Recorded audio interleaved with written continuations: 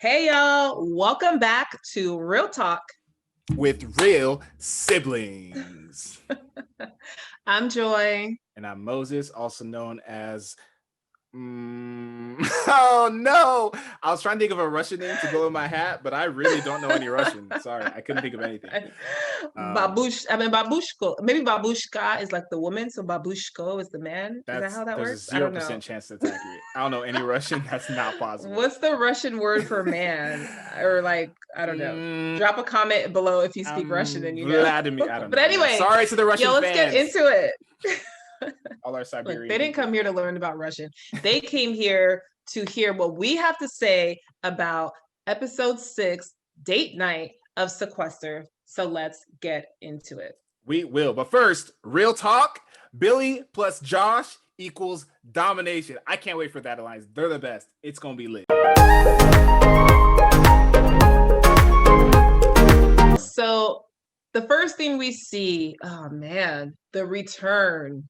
Like this is like deja vu at this point. Like for everybody involved, for us, the viewers, for the players, like Spencer comes back. Like Spencer, last episode, we saw Spencer defeat Brent's my favorite player, and Spencer comes back. And I feel like when Spencer came back and just like seeing him throughout this episode, I feel like he watched our podcast before doing this next episode, because literally he said everything we had been saying for weeks. Like he acknowledged, like, look, I've been put, backed into a corner this whole game, and I've been playing very defensively, very reactionary. Like he said all the things. I was like, we've been saying this. And so it was really cool to see that he came back and he was like super contrite. He had a whole new attitude. He was like, look, I want to work with people. I acknowledge my social game has sucked, and I want to work with y'all. Let's move forward. And I feel like he was genuine, and I feel like everyone could actually see he was genuine, and they really received it well. I also think it was perfectly timed, right? There's this constant balance in these sorts of social games of being a threat, right? Being so dangerous that nobody wants to challenge you, and being so non-threatening nobody wants to waste their time trying to get you out. And I think he's at this point, after winning 3 competitions, he is so dangerous, right? He's really raised himself on one level. Like nobody wants to really deal with that again. They don't know who he's going to drag in, and they don't want to have to go up against him. At the same time, he then took his status as like a threat otherwise, just like a social threat, and nobody likes him, and he's dropped that down, right? He's managed to make himself unappetizing by these predators in every possible way, right? He's too high risk to really go into competition with, and he seems to be too nice and reformed and willing to work with you to waste your time putting him up on the block. It was so well timed, and I think it was, even watching it was immediately effective on me. I was like, oh, this is a different guy. This is a whole new guy. Yeah. I mean, he just came off of a win, and instead of like gloating and rubbing in people's faces, he's like, look, I just don't want this anymore. And that's the best time to do it. Well timed. The best time to do it, especially going into tonight's twist or last night's twist, which was date night. I love this twist. I love this twist. So yeah, what did you think? Tell us all about it. So the way it worked was basically everyone in the house was going to have a one-on-one with everyone else in the house. There was the premise that it was a date. I don't know why. I mean, whatever. That's just the theme of it. There was no romance other than maybe like I think Marcelo. Josh took it seriously in terms of the date, and Marcelo. Yeah, Marcelo too. Was really hyped when people came in looking good. He was like, "Hey, what's this date going to be like?" And Josh had some good one-liners. But yeah, it was just a one-on-one meeting with each person in the house, except you would only meet with every person once, so you were not going back to meet with somebody you'd already met with. That's really where it becomes extremely interesting, because you kind of have to figure out, there's this game of anticipation and projection, and also like looking back on everything that's been said and trying to figure out what people are actually saying and where the votes are shifting. I didn't love it up front. I was like, this is kind of weird, but when I finally saw it executed, I was like, this was brilliant. Yeah, it was really cool to see. I've seen this in previous seasons, and to be honest, I actually didn't like it that much in previous seasons. Maybe I was just too new to Sequester, and I didn't really get it. Maybe the editing was different, but I feel like I really like the style of the game. I like how it was executed. I feel like it really tests various the players' ability to be strategic and savvy, but also it tests, I think, the strength of some of the bigger alliances and of the relationships, because like you said, you have one shot to speak with somebody. So you speak with somebody first, you feel like you vibed with them and you've come to some sort of consensus. That's it. And then later on down the line, you meet with other people and they might tell you, oh, this person was actually saying this and talking mess, and here's a new vote. And you have to kind of sit back, analyze all of that, and come to some sort of decision in terms of who to vote. So it was really cool. I really liked seeing it. I thought it really tested the relationships, it tested the larger alliances. It really kind of, I think it was good for Spencer because he came in being like, yeah, I want to talk to each and every single person. And he got that opportunity. And I think it bode well for him. And I don't know, it was just really different. And I'd like to see something like this on Big Brother, because I think, especially on a show like Big Brother, and not to go on too much of a tangent, but Most and I are huge Big Brother fans. And especially in a show like that, where especially in the more recent seasons, we see the big alliance dominate over and over and over. We see groupthink, dominate over and over and over. It would be really cool to see something like this play out, where I feel like it would give the underdogs an opportunity to speak with each person undivided, and just try to work your magic, try to persuade people. So I love this. It was really cool. I think it also favors a different play style. There's some people who, like Muna, I think, who are, it's not public speaking when you're in a house and living with these people, but there's an element of it. There's an element of charisma and show and performance that goes into swaying large groups of people to your viewpoint. Paul Abrahamian, I think, from Big Brother is a great example of that. Like, he's so effective at getting a bunch of people to like rally to his side. There's an energy about him. I think Muna has that. I think Jacob has that to an extent. But this game really doesn't favor that, right? You're having one-on-one conversations. It actually favors somebody more like, I would say, Josh, who one-on-one is able to make everybody trust him. Everybody trusts Josh when they talk to him individually. And he has such a sincere and emphatic delivery style that you always assume that he can't be lying. Nobody would lie so emphatically and so lean towards you and hold your hand. So it's just, and it's direct eye contact the whole time. There's nothing about him that screams fraudulent or misleading. And whereas in a group of people, you can't radiate that energy as clearly. You just can't. You can't pull the wool over that many people's eyes. At least I haven't seen it where somebody's able to do it in the same way. And Josh doesn't have, when they're in a group, he's relatively quiet. He's not the outspoken. He's not he's not a leader. He doesn't have that charisma. So I think it favored somebody like his playstyle and really was a detriment to people like Muna, who are a bit more charismatic. Which is why I think this was great for Josh. I think this was good for Spencer, and we see that at the end, because he, for the first time this whole season, really was not nominated. And then I think this was good for Jacob. And I'll say that, even though I think at the very end, maybe, he might have to deal with the ramifications of what happened at the end in the next episode.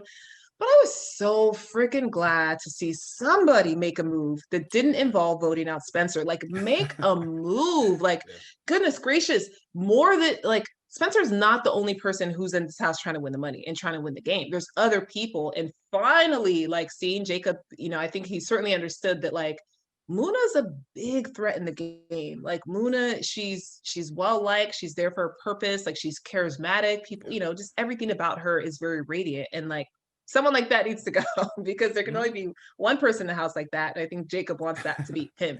So I was just glad to see somebody have a target that just wasn't Spencer, the same thing we've seen every week, and have a plan in terms of how to execute getting that target out. And I think Jacob, his plan was like multifaceted, multi-levels, like a 3-step plan. He swooped in Natalie, swooped in Marcelo, and then like kind of laid like a plan, kind of like I don't know if like a plan B, or like a good like reason for everybody else to kind of suspect that it wasn't him, and to throw his name out there and Muna's name out there. I thought he did a good job. It was really cool to see. I did a great job. And we talked last week about how smooth he is and how effective of a communicator he is. And it was really on display here. But also on display was his planning. He really, there's an element to every twist where you're like, oh, I don't know what to do. I don't know what to do. What's the strategy here? But it felt like he was able to synthesize a strategy very rapidly and figure out who he needed to use to execute it and what it needs to look like. And he really was several layers ahead. At the beginning, however, we saw Josh and Brendan talk. And it seemed like it was going to go the same route of vote Spencer out. They were both thinking Spencer needs to go, right? They figured Spencer would not drag either of them in because he prefers to drag the ladies, and they are not ladies. So they thought they were safe. They thought the strategy was to get Spencer out. And they also discussed this trio final three with Natalie. Natalie has become this free agent in the house. Her name's Natalie, right? Just kidding. I know. Yeah. So she's become this free agent who, like, everyone seems to not view as a threat and everyone seems to view as a number. I don't think she quite realizes that yet. I think she thinks she's like more active in the house politics than perhaps other people view her as, but it was interesting to see her take a central role in several conversations. It's like a linchpin in kind of the plan in the voting. Yeah. I mean, I think certainly Jacob was counting on her. Josh was counting on her to some degree. Billy was counting on her. Yeah. Muna and her have that connection in terms of being from the same city. Like, it was really even Spencer and her kind of like reconciled from like a little minor beef they had in like a couple previous episodes. And so, yeah, it's really, and even Marcella was like, yeah, I thought you were a floater. And now, you know, look at you making moves. Maybe he'll realize later that that was actually Jacob's move that Natalie seemed to kind of just be going along with. But I think somehow she found herself in a really good position. But isn't that kind of what we always see? Like, that's why people always try to get out the floaters first, because at some point, like, all the bigger ships and targets just kind of shoot at each other and the floaters really just float by. When we see it in almost every reality show. And I think Natalie has kind of found herself in that good position to chill for maybe another couple episodes. To her credit, I don't think she's floating intentionally. It's weird because I think this game, it's hard to float in the sense of just not do anything. Even Marcelo, who on paper is floating, seems to be engaged in the game and seems to think he's planning and making moves. But there's something about, I don't know, they ultimately, their will is not done, right? And with Natalie came into this week thinking, I mean, I don't know who she was targeting initially, but after her conversation with Jacob, she was intent that like Muna was the one she needed to kick out, which is weird because it made no sense. But I think because Jacob planted that idea in her head, she thinks now if I get Muna out, that's my move. People will think that's a big move I made. It's a very weird. I don't know why that happens. I don't know why people's brains arrive at that conclusion. I don't know what's going on with her, but it was weird to see where she was going through. And then when she talked to Josh was saying like, don't go with Muna. She's like, yeah, you're right. Don't go with Muna. And it seemed genuine. It didn't seem like, it was very odd. She was just kind of flitting wherever. She ended up where she ended up, and we'll get to that, but it was odd to see her just kind of floating back and forth. I agree. And I do think what you said was right. Maybe I should walk it back a little bit. I don't think she's a floater intentionally. I think she's a floater because a lot of people in the house do underestimate her because she's not a bigger personality. Put her in a house with someone like Brent, someone like Muna, someone like, Cool Hand Jacob, someone like Josh, like someone like Marcelo, like Shireen, like all these other big personalities or like big names. She's certainly going to not be, kind of shrink in the background a little bit. And so I think she's in a way playing. We've actually spent way much time talking about this. Is way too much time to devote to Natalie. I'm sorry. I know I just learned her name. I don't know why I'm doing this. Cut. Act 5, Scene 6. Next person. Let's talk about Josh and Billy, the real main event. There was a moment when my two favorite. Who was my favorite at the beginning? I picked Josh from the jump, and I think I picked Shireen. She's gone. Whatever. Billy's my new favorite. I'm on Team Billy. They had this talk where the vibes in the room were electric. I felt heat in my own. I was like, "Did somebody turn on the air conditioner? I'm warming up." It was so dope. They just like. I think they just like GOAT recognized GOAT. They just saw like you are playing the game. I am playing the game. Why don't we just win this? Like, why are we letting all these other jabronis even succeed in this thing? And like, it was such a genuine connection of badasses that is so rare on these types of shows where like, I don't know. It was so cool. It was like looking in the mirror. It's like, yeah. They're like, yeah. They held hands like, yeah. It was dope. I loved it. Yo, they were vibing from the first day. Don't you remember? I remember when they were vibing from the first day. I remember because everybody on the very first day they were all against Josh because Josh is running around looking for the LOS. And everyone's kind of like, Josh, like, all right, he made himself a target. He's an easy name. And then Billy went and talked to him. And Billy came out, was like, after that first conversation, was like, yo, I'm feeling his energy. Like that even before we knew that energy was a big thing for her, she was just like, I'm feeling his energy. And like, even Josh was like, I'm feeling her. So it's kind of cool to see that initial, like, okay, I think you could be cool. Let's see how that plays out, to now this episode being like, okay, this is it. Like, you really are like, we see each other. Yeah. And it was weird because they all have other alliances. I mean, Billy's very close to Muna. Billy and Natalie had a moment where Natalie would say, like, Billy, if you win, I'll be happy. And Billy's like, sis, the same. And it was just very like lovey. But like this felt like it superseded everything. I mean, Josh also had his thing with Brendan and Natalie. This felt like it. This felt like the Kingmakers got together and they're like, yo, King and Queen, this is it. That's a wrap. And it was fascinating. It was fascinating. And I loved it. I hope they win. I'm all about it. Yeah. That was really cool to see. So, I mean, yeah, we see a ton of conversations. I mean, a ton of names were floated out there. I mean, Spencer was out there, but that wasn't the majority name. We saw Muna a lot, mostly because Jacob, Natalie, and Marcelo were pushing that. And then, everybody else kind of got wind of that name. Brendan was certainly a name that was going around. And it was interesting because I think like 2 people told Brendan that his name was going around, and both times he was like, what? And I was like, I couldn't tell if he was like faking it or if he really was just like incredulously like, wait, no, are you serious? And so that was kind of weird. Every time I was like, are you just that kind of cartoonish animation of like, what? But that was his whole thing. And then, I mean, I thought the coolest play was what we saw essentially come to pass, which was that Muna got nominated, and really at the hands of Jacob. Jacob was on the start of the whole like Muna train, and he sold it. And he kind of sold this, like, the secondary storyline of, look, I'm hearing my name in Muna's name. So, Marcelo, you can vote for Muna because you can say, I heard both of those names. And of course, y'all know that Jacob is my boy. He sold the same thing to Billy, so that Billy, I guess, wouldn't be as shell-shocked when it gets voted. But she was. They announced Muna's name as the top vote getter. And Billy's like, what? Like, what? And then... everybody was silent. You see, I didn't count how many were. I should have counted. It was at least 6, at least. Yeah, Billy was shocked. Like, we really was shocked. You see, Brendan's like, oh, no way. We're like, okay, all right, Brendan, all right. So yeah, Muna and then Muna's shocked too, but she plays it super cool. She was, instantly heated. So she reveals the votes of, I think, Brendan, Marcelo, Brendan. Yeah.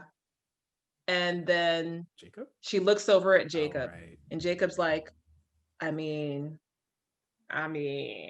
told you I was hearing my name and your name, like, kind of giving her the, and so she's already heated. She knows Jacob voted for her. She reveals his vote anyway. He voted for her, and whew, all ish hit the fan. Ish hit the fan. That was wild. And Billy had pointed out rightly, she said, and Billy and Muna bonded over this. She said, like, Jacob, you specifically told me that if it comes down to you and Muna, vote to keep Muna, like, save Muna. You said that. And so Billy was hot. And I love it when Billy gets mad because she just can't handle it. And she goes so in on people. So in. And yeah, Muna was heated, and they weren't. Jacob, I thought, had a good secondary plan to cover his base. Like, it was me or you, but he stuck with it. They saw through it. He did stick to it, but I think they saw through it. Muna saw through it. Like, Muna was not buying it. Like, Jacob was like, well, what was I supposed to do? And Billy's like, throw your vote on me. Like, literally, what do you mean? What are you supposed to do? You can literally throw your vote on anyone. And I could see what Jacob was trying to put out there of like, okay, well, if it's her name or my name, I could throw my vote, and that could have been the vote that could have saved me if I put it on Muna. Like, he didn't say that though, or at least we didn't see that he said that. Yeah. So it just seemed like he didn't have like a backup plan or a backup explanation for his backup plan. He was just like, well, what are they supposed to do? And it's like, we all know, I think everybody in the house knows that you're a more savvy player than that, Jacob. So the whole like, what am I supposed to do? Yeah, it didn't fly. Billy didn't buy it. Muna didn't buy it, and that kind of sucks because Muna comes back. Okay, they have the competition, and so, Muna wins. Wait. She doesn't have it with Jacob. Oh, I know. We'll get to that. Whatever. Okay. So Jacob, they know. You watch the episode. Watch the episode. We told you this last week. Stop coming to us first. This ain't a news outlet. This is entertainment. So Jacob uses the battle pass that he got the previous week and allows him, it's Diamond Power Veto. It allows him to pick somebody to go in his place, and he picks, drumroll, again, you watch the episode, no drumroll. He picks Brendan, right? Yeah. Who is the person Muna had voted for, actually. I think she was the sole vote for Brendan, right? So, but Muna's sitting there just like so heated because she was like, okay, Jacob, you come up here, Jacob. You come up here. Like Muda was Jacob not got afraid. She's like, I'm not gonna scolded. pick up. Yeah, she's like, I'm not gonna pick a girl. I'm not gonna pick someone like you, Jacob. Yeah, I'm betrayed by you. You stand up right here. So yeah, Jacob goes up there, still maintaining his innocence, yeah. and it's like, oh yeah, but by the way, Deuces, and he deuced. He dipped. He said I bye, was like, and Brendan dang. was like, "What?" Like Brendan. You know that I don't know. There's like Oh, a Brendan. GIF meme on the internet of this guy being like, "What?" Like this, and he has like Brendan's hair. It's like big floppy '70s style hair, and like Brendan reminds me of that. It's hilarious. I know he's playing it up every time, and it's really funny. Yeah, Yeah, he was yeah, like, "What the heck?" But he was in. There's no really argument. There wasn't too much argument there, and he went in with Muna, and it was a memory. I'll explain the game. It was a memory competition. So the way that it worked was they had to remember. This was interesting. 50 different yeah, facts about addiction. I thought it was yeah. interesting It's because like the there's some prior sponsor. knowledge potentially involved. I thought if somebody came in knowing about addiction already, they have an advantage in this competition. But yeah, they had 50 different facts. It was sponsored by I don't remember the Warehab. It's like an addiction company rehab kind of thing, Yeah, and so I think they kind of provided certainly the subject matter, maybe even the questions or yeah. the questions themselves. And they had 5 minutes to remember these things. Brendan had the strategy of Brendan. He's like, Muna does spoken word. This is what she does for a living. Like she knows how to memorize words. So he was like reading and stuff out loud and very aggressively and probably fudging with numbers and misreading things to throw her off her game. Muna was not phased. And Muna ended up beating him. It was close, but she beat him pretty clearly. There was an element of the game where you pulled, if you got it wrong, you pulled out there was like a wicker A bunch of basket sticks. thing full of Yeah, balloons, and there were sticks under it, keeping the balloons elevated, keeping them in there. The basket had no bottom except for the sticks, and you had to pull out a stick. If the balloons fell, you lose immediately, but it didn't seem like they were ever really close to falling. I don't know how much that played a yeah, role in the game. So Muna just answered more questions right, and she won. yeah. I thought it was going to be like they keep going until someone makes the ball fall. So I was Yeah. surprised that when they called it for Muna, but maybe that's just I didn't They realize that. mentioned in the rules, they're like, if whoever, Oh, okay. if we run out of questions, there's only 10 questions. If we run out and you have the most correct, you win. Gotcha. So once again, we see the person who was voted to elimination not actually getting eliminated. Like, Mhm. I mean, for the last several weeks, we saw Spencer being voted in and he beat the person in the battle back. Now we see Luna being voted in, but she beat her person in the battle back. So this is, I mean, it's really interesting to see because I feel like it has to change the dynamic and the strategy involved in this gameplay. You Yeah. can't just vote out the person you want to leave, like Yeah. because I mean, so far that person hasn't left. Yeah, and really cool episode. I liked it a lot. I want to see the jury house. I want to see how Rachel's responding to all these white guys coming to live with her. On the one hand, she's probably like, yes, get them out. And on the other hand, she's like, oh no, I have to live with these people that I hate. So yeah, I want to see a clip from that. Her name's Rachel, right? Yeah. Just kidding. Yeah. Shut up. You're so annoying.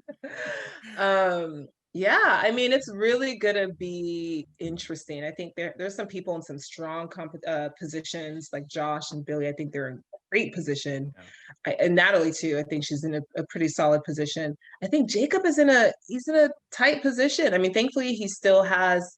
I think Spencer was a good shield for him. Mm-hmm. Yeah. I mean, Sure they after this blow up, it'll be interesting to see what happens with Jacob, Billy, and Muna. Like, are they going to reconcile? Are they going to go at each other? I mean, if they do, I think everybody else can sit back and chill for the next episode or two while they all try to, cannibalize each other. I hope they don't. I hope they don't, know. because they're just drawing attention in a way that, like, I remember I was like, I was watching, like, man, these black people are going nuts. Especially like, all the white people were like, oh my god, the security. They were so nervous. Everyone was so shook, and Marcelo was his usual, like, They're always terrified nervous. self. Yeah, and I was like, yo, chill. Like, we just had this White House thing. Like, we're looking good right now. Everybody calm down. The Capitol building's like, relax. This is our time. They were going wild. We're heated. I mean, this was filmed back then, so it was like before That's all true. of that. But I mean, whatever. They're always gonna be scared anyway. It's like whatever. But I mean, it was. I love the energy. I don't know. I love the passion of this gameplay. I love everybody getting heated. I love everybody like keeping it real. I mean, this is real talk. We want to see people keep it real. And I feel like really of all the reality shows that we see, like I don't know. I feel like they're keeping it super real and just being honest. And about the game. Right? About the game. They're attacking each other over game moves, right? They're not saying like, you hoe, You slept with Cliff. He was my. I don't need any of that. I know people love it about Big Brother. I know they want that Not personal Cliff. drama. I want drama, but I want game drama. I want gameplay. I want the Game related passion drama. about the Yeah. competition. Like I love it, and it's to me, it's way more Yeah. fulfilling than just like, oh, this person did whatever. Man, I don't need all that stuff. Yeah. Yeah. It's all like passionate game related drama, and we are here for it. Yes, Okay. And we're gonna ma'am. be here next week again with another recap for you. But wait, But first, we can't be here next week. what? Not unless y'all like and subscribe. See what I did there? Pew, pew. You actually got me. I was like, wait, what's happening next week? Because you're about to do it too, right? You're about to tell them to like and subscribe. I was about to, but then I felt like you were going a different way. And I was like, okay, what? Got it. After the season is over, we'll start doing dance classes taught by Moses. He's going to teach salsa. Only upper and body. That's where the magic happens. Right. Salsa and traditional Russian dances with that hat. So tune in. Tune in. All right, y'all. It's been another episode. We will see you next week. That's Real Talk. Toodles with real siblings. Bye.